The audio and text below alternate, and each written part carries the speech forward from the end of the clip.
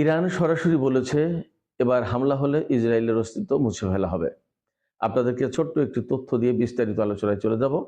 সেই তথ্য হচ্ছে গত জুন মাসে যে ১২ দিনের যুদ্ধ হয়েছে, সেই যুদ্ধে ইসরায়েলের মোট ভূখণ্ডের প্রায় ৬% মারাত্মকভাবে ক্ষতিগ্রস্ত হয়েছে। তাহলে এবার কি সত্যিই ইরান ইসরায়েলের অস্তিত্ব মুছে ফেলবে এবং ইসরায়েল কি সত্যিই ইরানের মাধ্যমে অস্তিত্বের হুমকির মুখে, যার কারণে আমেরিকাকে ভীষণভাবে উস্কানি দিচ্ছে ইরানের বিরুদ্ধে যুদ্ধ করার জন্য? সুপ্রিয় দর্শক, আসসালামু আলাইকুম। আপনাদের সবাইকে স্বাগত জানাচ্ছি। এখনকার আলোচনায় আপনাদের সঙ্গে রয়েছি আমি সিরাজুল ইসলাম। বিস্তারিত আলোচনায় যাবার আগে আপনাদেরকে বলে রাখি, ভিডিও যদি ভালো লাগে লাইক, কমেন্ট, শেয়ার করবেন আর চ্যানেলটি সাবস্ক্রাইব করে সঙ্গে থাকবেন। দর্শক, চলুন বিস্তারিত আলোচনা শোনা যাক।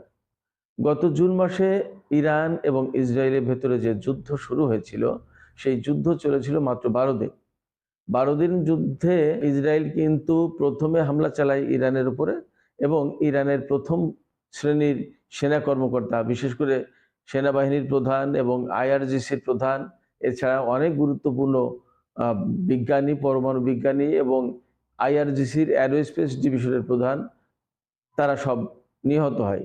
প্রথম হামলাতেই ইরান মারাত্মকভাবে ক্ষতিগ্রস্ত হয়ে পড়ে। এরপরে হামলা সামলে উঠে ইরান পাল্টা আঘাত শুরু করে ইসরায়েলের উপরে এবং আমরা তখন দেখেছি টেলিভিশনের কল্যাণে যে কিভাবে ইসরায়েলে ইরানি ক্ষেপণাস্ত্র আঘাত করছে এবং সেই যুদ্ধ চলেছিল মাত্র ১২ দিন। সেই যুদ্ধে জানা যায় যে ইসরায়েলের ওয়াইজম্যান ইনস্টিটিউট অব সায়েন্স, এই প্রখ্যাত বিজ্ঞান গবেষণা কেন্দ্র ধ্বংস হয়ে গিয়েছিল। আপনারা সবাই জানেন এটা ছিল ইসরায়েলের সবচেয়ে বড় এবং প্রধান গবেষণা কেন্দ্র, অর্থাৎ বিজ্ঞান গবেষণার প্রাণ কেন্দ্র ছিল এই ওয়াইজম্যান ইনস্টিটিউট। সেটি কিন্তু ইরানের হামলায় ধ্বংস হয়ে গিয়েছে। এই ওয়াইজম্যান ইনস্টিটিউটের ৪৫টি ল্যাবরেটরি ধ্বংস হয়ে গেছে এবং 50% বেশি গবেষণালব্ধ ডেটা ধ্বংস হয়ে গেছে। তার মানে ইসরায়েলের যে গবেষণা, বিজ্ঞান ভিত্তিক জ্ঞান চর্চার কেন্দ্র, বিজ্ঞান ভিত্তিক জ্ঞান, লব্ধ জ্ঞান এখানে মোটামুটি প্রায় ধ্বংস হয়ে গেছে সেটা। এইটা আগামী আরো ২০, ২৫, ৫০ বছরে ঠিক করা যাবে কিনা বা এই পর্যায়ে আনা যাবে কিনা সেটা এখন প্রশ্নের ব্যাপার। এরপরে ইসরায়েলের গাব ইয়াম নেগেব অ্যাডভান্স টেকনোলজি পার্ক ধ্বংস হয়েছিল। এটাও আপনারা বুঝতেই পারছেন যে টেকনোলজি পার্ক মানে বাংলাদেশের যেমন আইটি পার্ক, ইসরায়েলের তেমনি টেকনোলজি পার্ক। এখন আমাদের বাংলাদেশের আইটি পার্ক হচ্ছে খুব সাধারণ ছোটখাটো। ইসরায়েলের টেকনোলজি পার্ক মানে কি, সেটা অনেক বড়, গুরুত্বপূর্ণ এবং হাজার হাজার কোটি টাকার সম্পদ সেখানে। সেখান থেকে এত কিছু গবেষণা করা হয়, তার মূল্য এত। অর্থাৎ যত সফটওয়্যার, যত হার্ডওয়্যার, যত বড় বড় যা কিছু, অর্থাৎ ইসরায়েলের প্রাণকেন্দ্র এই ওয়াইজম্যান ইনস্টিটিউট এবং গাবিয়াম নেগেব ইনস্টিটিউট, এগুলো হচ্ছে ইসরায়েলের প্রাণকেন্দ্র, এগুলো ধ্বংস হয়ে গিয়েছে। তারপরে আমরা জানি যে মোসাদের হেডকোয়ার্টারে হামলা হয়েছিল এবং সেখানে ৩৬ জন কর্মকর্তা মারা গেছে ইরানের ক্ষেপণাস্ত্র হামলায়। এরপরে রামাত বিমানবন্দর, তারপরে বেন গুরিয়ন বিমানবন্দর, তেল আবিব বিমানবন্দর, এ সমস্ত জায়গায় মারাত্মক রকমের আঘাত এনেছিল। এরপরে আপনারা সবাই জানেন যে হাইফা বন্দরে আঘাত করেছিল এবং সেখানে তেল শোধনাগার ধ্বংস হয়েছে। এরকমভাবে বহু জায়গা এবং সর্বশেষ যেদিন ইরান হামলা চালালো, তারপরে যুদ্ধবিরতি হলো, সেই হামলায় আপনার বাটিয়াম শহর একেবারে ভয়ঙ্করভাবে ধ্বংসযজ্ঞের শিকার হয়, মারাত্মকভাবে ধ্বংস হয়, ক্ষতিগ্রস্ত হয়।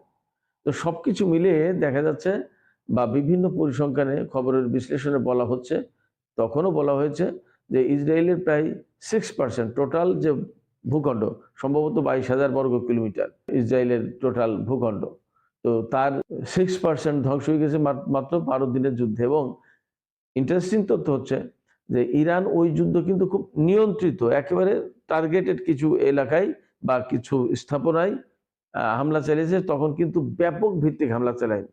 এবং ওই যুদ্ধটা হয়েছে তখন আমেরিকা, ইসরায়েল, জর্ডানে মোতায়েন বিভিন্ন দেশের সেনাবাহিনী, জার্মানি, ব্রিটেন, ফ্রান্স সবাই মিলে ইরানের ক্ষেপণাস্ত্র ঠেকিয়েছে, তখন এই অবস্থা।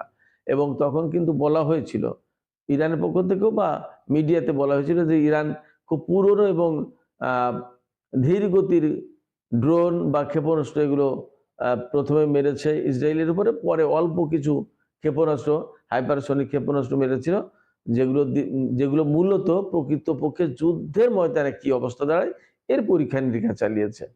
ইরান কিন্তু সে সময় বিমান বাহিনী ব্যবহার করেনি, অনেক কিছুই ব্যবহার করেনি। তারপরে আমরা দেখেছি মাত্র 12 দিনের যুদ্ধের পরেই ইসরায়েল যুদ্ধবিরতির জন্য চেষ্টা চালিয়েছে, অনেকটা কান্নাকাটি করার মতো করেছে, এবং এক পর্যায়ে আমেরিকা ইরানের বিরুদ্ধে যুদ্ধে জড়িয়ে যায় এবং ইরানের অন্তত 3টি পরমাণু স্থাপনায় হামলা চালানোর পর তাড়াতাড়ি যুদ্ধবিরতির দিকে চলে যায়।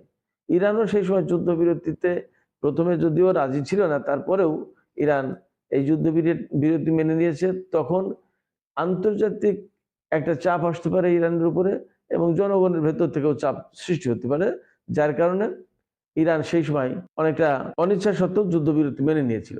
কিন্তু এবার যখন আমেরিকা এবং ইসরায়েল যুদ্ধ শুরু করতে যাচ্ছে, তখন কিন্তু একদম ইরানের পক্ষ থেকে অল আউট যুদ্ধ হবে।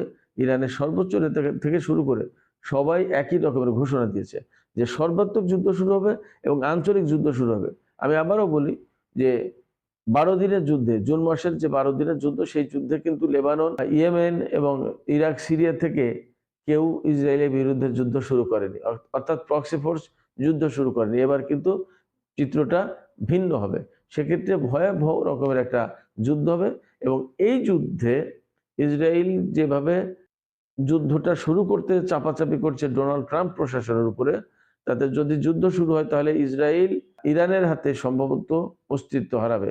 যা পরিস্থিতি আমরা দেখতে পাচ্ছি, বুঝতে পারছি ইরানের মনোভাবটা এইরকম যে এই ইসরায়েল যেহেতু উস্কানি দিয়ে বারবার যুদ্ধ শুরু করছে এবং মধ্যপ্রাচ্যে এত ঝুট ঝামেলা পাকাচ্ছে, অনেক হত্যাকাণ্ডের সাথে ইসরায়েলের জড়িত থাকার কথা উঠে আসে এবং ফিলিস্তিনকে কেন্দ্র করে ইসরায়েল কি করছে তা সারা বিশ্ব দেখছে। সেক্ষেত্রে ইরান একদম কমপ্লিটলি এবং ফার্স্টলি প্রথমেই টার্গেট করবে ইসরায়েলকে, এতে কোনো সন্দেহ নেই। মার্কিন একজন সাবেক সেনা কর্মকর্তা গতকালকে ইরানের প্রেস টিভিতে দেয়া এক সাক্ষাৎকারে বলেছেন যে আমেরিকার থার্ড মোতায়েন করা আছে ইসরায়েলকে রক্ষা করার জন্য। এই থার্ড সিস্টেম পরিচালনা করে মার্কিন সেনারা। এর মানে দুটো বিষয়। একটা বিষয় হচ্ছে যে ইসরায়েলের যে ক্ষেপণাস্ত্র প্রতিরক্ষা ব্যবস্থা, আয়রন ডোম স্লিং, ডেভিড স্লিং, তারপরে অ্যারো, এই সমস্ত ক্ষেপণাস্ত্র প্রতিরক্ষা ব্যবস্থা ইরানের ক্ষেপণাস্ত্রকে যে ডিফেন্ড করতে পারবে না, ইন্টারসেপ্ট করতে পারবে না বা পারছে না, এটা মোটামুটি পরিষ্কার। যার কারণে থার্ড সিস্টেম ওখানে মোতায়েন করা হয়েছে। এখন থার্ড সিস্টেম যে ঠিকমতো কাজ করবে কিনা সেটা নিয়ে তো একটা প্রশ্ন আছে। এই ব্যাপারে মার্কিন এই সামরিক কর্মকর্তা, সাবেক সামরিক কর্মকর্তা, তিনি বলেছেন যে এই থার্ড সিস্টেমের উপরে ইরান হাইপারসনিক ক্ষেপণাস্ত্র দিয়ে হামলা করবে। তখন অন্তত পক্ষে ১৫০০ মার্কিন সেনা মারা যেতে পারে ইরানের এই ক্ষেপণাস্ত্র হামলায়। তার মানে ইসরায়েলে যে থার্ড সিস্টেম মোতায়েন করা হয়েছে, সেই থার্ড সিস্টেম বা অন্যান্য জায়গায় যে থার্ড সিস্টেম মোতায়েন করেছে, সেইগুলো ইরানের হাইপারসনিক ক্ষেপণাস্ত্র ঠেকাতে পারবে না। এই কথা বলছেন আমেরিকার একজন সামরিক কর্মকর্তা, সাবেক সামরিক কর্মকর্তা। তিনি তো সামরিক কর্মকর্তা এবং আমেরিকার, তিনি তো আর ইরানের কেউ না। তিনি এই কথা বলছেন, তার মানে দাঁড়াচ্ছে যে ইরানের যে হাইপারসনিক ক্ষেপণাস্ত্রগুলো, বিভিন্ন ধরনের হাইপারসনিক ক্ষেপণাস্ত্র তার হাতে আছে, সেগুলো রিয়েলি ঠেকানো মুশকিল হবে। সেক্ষেত্রে আমেরিকা এবং ইরানের কি ধরনের ক্ষয়ক্ষতি হবে সে আলোচনা আমি অন্য একটা ভিডিওতে করব প্রয়োজনে। কিন্তু এখানে আজকে আলোচনা মূলত কেন্দ্রীভূত রাখতে চাই বা ফোকাস করতে চাই শুধুমাত্র ইসরায়েলের ব্যাপারে, যে ইসরায়েল কি তার অস্তিত্ব হারাতে যাচ্ছে কিনা এই যুদ্ধে, সম্ভাব্য এই যুদ্ধে। আমার কাছে মনে হচ্ছে আমেরিকা এবং ইসরায়েলের ভেতরে ভয়াবহ রকমের একটা যুদ্ধ হবে এবং এই যুদ্ধে একটা চূড়ান্ত রকমের পরিণতির দিকে যাবে, চূড়ান্ত রকমের পরিণতি এনে দেবে। কারণ হচ্ছে যে ইসরায়েল তো খুব ছোট্ট একটা দেশ, মাত্র 22,000 বর্গ কিলোমিটার, সম্ভবত যতদূর মনে পড়ছে আমার। 22,000 বর্গ কিলোমিটার ভূখণ্ডের একটা দেশ, কতগুলো ক্ষেপণাস্ত্র বা লাগে সেটাকে ধ্বংস করে দিতে, এবং পুরো দেশটাকে, অর্থাৎ পুরো ভূখণ্ডটাকে তো ধ্বংস করার দরকার নেই। ধ্বংস করার দরকার তার মূল মেরুদণ্ড ভেঙে দিলেই তো হয়ে গেল। তার বিমানবন্দরগুলো, তার ক্ষেপণাস্ত্র প্রতিরক্ষা সিস্টেম এবং তার যেখান থেকে হামলা চালাচ্ছে সেই সমস্ত জায়গা। ধরুন ইসরায়েল যে বিমান ইরানে পাঠালো হামলা চালানোর জন্য, সেই বিমান ধরে নিলাম ইরানে হামলা করলো, কিন্তু আগেই বলা হয়েছে যে অল আউট ওয়ার হবে, সর্বাত্মক যুদ্ধ হবে, কোনো রকমের আর বাছ বিচার করা হবে না।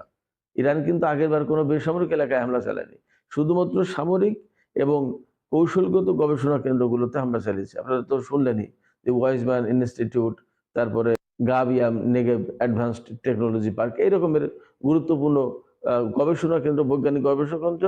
এই গবেষণা কেন্দ্র বেসিক্যালি ইসরায়েলি মিলিটারিকে, সামরিক বাহিনীকে সবকিছু তৈরি করে দেয়। এই জন্য এইগুলোতে হামলা চালিয়েছে, না হলে হয়তো ইরান এগুলোতেও হামলা চালাতো না। এখানে একটা প্রশ্ন আসতে পারে যে হাইফা যে বন্দর, সেখানে তেল রিফাইনারিতে কেন হামলা চালালো? সেখানে তেল রিফাইনারিতে হামলা চালিয়েছে মূলত একটা কারণে। সেটা হচ্ছে যে এখানকার তেল ব্যবহার করে তো ইসরায়েল ইরানের উপরে বিমান হামলা চালানোর চেষ্টা করেছে, ফলে যাতে তেল না পায় সেই জন্য, এবং বিমান হামলা চালাতে না পারে।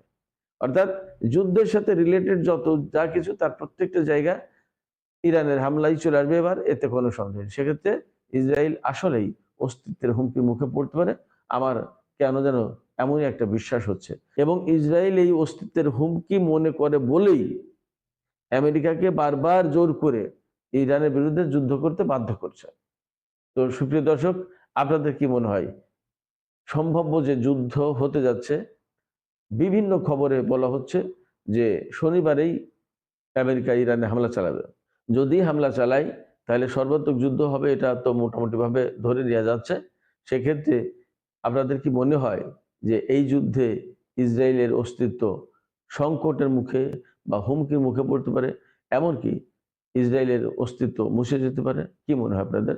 ইসরায়েল কেন এতটা উঠে পড়ে লেগেছে আমেরিকাকে দিয়ে ইরানের বিরুদ্ধে হামলা চালানোর জন্য? কি মনে হয় আপনাদের? আপনারা